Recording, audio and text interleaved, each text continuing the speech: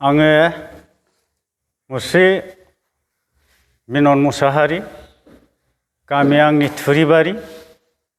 आं गोबाव समनिफ्रायनो इउपिपिएल राजनिति हान्जाजों थाफानानै मावबोदों।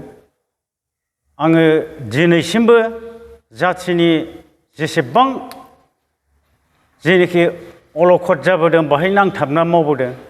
आं बुजिगौ जाथिया मा आरो बेखौ बोखांनायाव जोंनि फिसा फिसौयैबाबो बेसेबां मदद नांगौ। बेनि थाखायनो आङो बावैसो आगोल मोनसे एसे गोसोनि दुखु दाहा थानायलाय बिजेपिजों आंखौ ओरैबायदि जानायाव माने बेबायदिनो खौरांगिरिफोर लानानै आंखौ जयेन जाहोदों। नाथाय आं असियै जयेन जानो होननानै थाङाखैमोन। आं बिथांमोनजों मा रोखोम परिबेसाव दङ बिथांमोननि माबाखौ एसे रायलायनो होननानै थांदोंमोन। आं गोसो जानानैबो एकदम बिसोरजों माने जयेन जाथारदों बे नङा। खारन आंनाव जाथिनि थैनाय थांनाय आरो इयुननि बिराद साननो गोनां बाथ्राखौ लानानै आंहा दिनैसिमबो बे जाथिनि थैथाब थांथाब नांनायाव फुरा मदद दङ। मानो होनोबा आं गुबुन जाथि नङा। आंनि जाथियानो जुदि रावबो गैयाबा आं बाहा थागोन। आरो आं दिनै ओरै थांनानै बैहाय थांफिननानै माबायोबा बे आंनि नांथाबनानै मावबोनाय माबानि खुनु मुल्य थाया, मिनिं थाया। बेनिखायनो आं दिनै खौरांगिरिफोरनिसिम बेखौ आंनि गोसो गोरबोनिफ्राय साबायखर होनानै बुङो, बिथांमोना जेन आंखौ पुनराय आङो बे इउपिपिएलआवनो जागायजेननायनिफ्राय जोबजासिम जेब्लानाखि जोंनि इउपिपिएल गभर्नमेन्टआ फुराय गभर्नमेन्ट दानानै जेसेबां रायजो राजाखौ गांनाय उखैनाय गासिबो फुरा खालामनो हाया एसेबां दिन आं नांथाबनानै बे पार्टियावनो थानानै मावगोन। बाहाय आंहा गुबुन साननांगौ जेबो गैया। आरो आङो गुबुन फारसे खुनु रावनिबो खोथा लानानै आङो बेबायदिबो अलद फालद जाया। आं मोनसे खोथायाव ओरैबायदि बुंबावगोन, जाहाथे जोंनि सोरबाफोर आं बायदि वार्कारफोरखौ सोरबा बबेबा खोथायाव माबा मोनसे उसुबिदा मोनदोंबा बिथांखौबो आं खावलायो, जाहाथे बिथाङाबो गावनि सेन्टिमेन्टखौ मोजाङै साननानै गावनि इयुननि गासिबखौबो सानहरनानै जाहाथे गिदिंबोफिनो।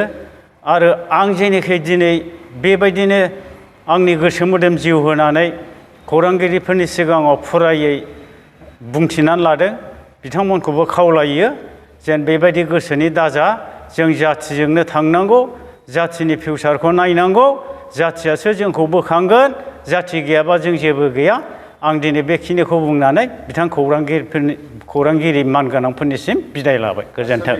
थुनजलायाखै एबा रावबो थिनाखै।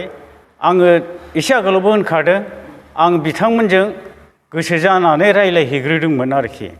दा गोसो जानानै रायलायनायाव बिथांमोनहाबोथ' बिदिनोसै, माने थांबानो सोरखौबा जयेन लानो फैथारदों होननानै जयेन खालामनाय, हमनानै बोखांनानै जयेन खालामदों, आंखौ आर'नाइ गानहोदों।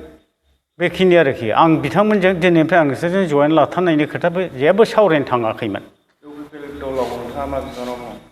आं इउपिपिएलआव आगोलनिफ्रायनो जेब्ला गभर्नमेन्ट गैयामोन बे समाव आङो प्राइमारि प्रेसिडेन्ट। जोंना मेडाम प्रमिला रानिया जेब्ला एबसुनिफ्राय केन्डिडेट जाना ओंखारदों आं बे बोसोरनिफ्राय दङ। बे समाव हकुमाबिल प्राइमारि गैयामोन। जोंना लावदङा हिसाबै एक्सट्रा खावरा सेरफां प्राइमारिमोन। आरो बे समाव ब्लकनि प्रेसिडेन्टआ मानगोनां फैलाव बसुमतारी सारमोन। बिथाङा गासैबो मिथिगौ आं मा रोखोम नांथाबनानै मावबोआमोन। दा बेबायदिनो दिनैसिमबो आङो बे इउपिपिएल हान्जायावनो दङ। बेखौ आंखौ उमुगाव थांदों बा जयेन लाहैदों होननानै जेन आंनि गासिबो दैदेनगिरि बिथांमोनहा जेन आंनि सायाव गोरोन्थि साना बेखौ आं बुंबाय। नंगौ, दासिम डिस्ट्रिक्टआव फार्मार सेलनि भाइस प्रेसिडेन्ट, डिस्ट्रिक्ट फार्मार सेलनि। आरो बेनिफ्राय हकुमाबिल प्राइमारियावबो आं दाख्लैसो आगोलाव जे बडि पारमिसन जाफिननायाव आंखौ भाइस प्रेसिडेन्ट हिसाबैनो दोनदों। दा आं गोजोननाय मोन्दों आरो आं बे बिबानखौ आंनि बिबानखौनो मावफिनखागोन आरो मावलांगोन होननानै आं दिनै प्रेस मिटनि गेजेरजों बुंफोरना लाबाय। जे थांनाय से दाननि आगोल जोंनि गोबाव समनिफ्राय हगमाबिल प्राइमारि कमिटि इउपिपिएलखौ सामलायबोनाय आरो आथिखाल क'क्राझार जिल्ला फार्मार्स सेलनि लोगो आफादगिरि मुस्रि बिनु मोसाहारि बिदा गेदेर बिथांखौ से दाननि सिगां बिथाङा मोनसे गोब्राब बेमाराव भुगिनानै दंमोन। बे समावहाय गावनि बिजामादैनि न'आवनो बिथाङा दंमोन। गावनि माखासे आबेगिक सिन्ताधाराजों बिथाङा माबा मोनसे गाव मिथिस्लाबै सिन्ता खालामनानै बिजेपिनि मानसिफोरजों जगाजग खालामदोंमोन। नाथाय बिथाङा सावरायनाय आरो सानस्लाबनो हायैनो बिथांखौ ग्राउन्डआव स्पटआव नुनाय लोगो लोगोनो बिजेपिनि टफि आरो मालाखौ गानहोदों बिजेपिनि माखासे दैदेनगिरिफ्रा। बेबायदि माबायाव आबेगिक बाहागोयै बिथांखौ बेबायदि खालामनायाव बिथाङा जोंनो दुखु मोननाय फोरमायहरदों। आङो बेखिनिसिम जगदान जानो होननानै थाङाखैमोन, नाथायबा माबा मोनसे मोननो थाखाय बिथाङा बिजेपिनि आश्रय लानो थांदोंमोनब्लाबो खिन्थु जयनिंनि माबा लानानै थाङाखैमोन। दा बेवहाय बिथाङा दुखु फोरमायदों जे आंखौ जाहाथे इउपिपिएलनि दैदेनगिरि आरो बिनि बिबानगिरिफ्रा गनायनानै लाफिनो। बेखिनिखौ बिथाङा जोंखौ बुंनायलाय जों दिनै नोंथांमोननि बे निउस चेनेलनि बा निउस पर्टेलनि गेजेरजों जोङो बिथांखौ गोसो गोथारै बरायनानै लाबाय आरो इयुनावबो जों बिथांजों सिगाङाव जेरोखोम मावबोदों, सिगाङाव जेरोखोम जों ज' मावबोनानै जोंनि हाबाफारिखौ बारहोबोदों, इयुनावबो बे रोखोमनि जोङो बिथांजों थाफानानै आरो बिथांनि मददखौ मोनगोन साननानै आङो मिजिंथिबाय। बिथांखौबो खावलायबाय जाहाथे बिथाङाबो गोसोआव खुनु प्रकारै माबा मोनसे खेंखुद मोननाय थायाबालानो रायजो राजायाबो बिथांखौ लामा सामा बे रोखोमनि मोनसे माबाजों गाज्रि नोजोर लायाबालानो बिथांखौ सिगांनि बायदि जेरोखोम बेबहार खालामदोंमोन बा आखु दिन्थिदोंमोन बिदि खालामनानै बरायना लायो। आं बेखिनियाव खावलायबाय। बे समाव आंनि मुङा श्री गोरोबथा नार्जारी। आङो दतमा ब्लक इउपिपिएलनि लोगो आफादगिरि।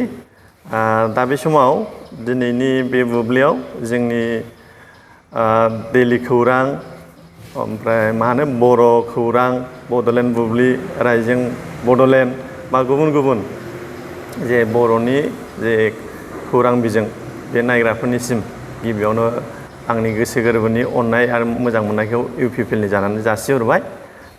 दा बे समाव आं बेखौनो बुंनो लुबैदों, जोंनि गामिनि बा जोंनि क'क्राझार जिल्ला इउपिपिएलनि फार्मार सेलनि जे मानगोनां लोगो आफादगिरि बिथां बिनद मुसाहारि, बिथाङा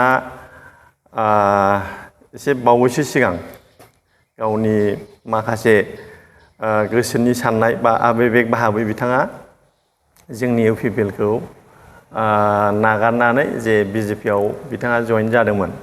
दा बे बाथ्राखौ बिथाङा दिनैनि बे समाव खेंफोरथि होफिनदों जे गाव माने सिगाङाव बिजेपिआव जइन जादोंब्लाबो माने जों इउपिपिएलजोंनो फिन माने गोदानै सिगांनि बायदि गावनि बिबानखौ लानानै बा जों ब्लक बा प्राइमारि बा गामि ओनसोलाव बा गावनि बिबानखौ गासै मावनांगौफोरखौ दायथ' लाजोबनानै मावलांफिननायनि जे बाथ्रा बुंदों बेखौ आङो बे समाव बरायो।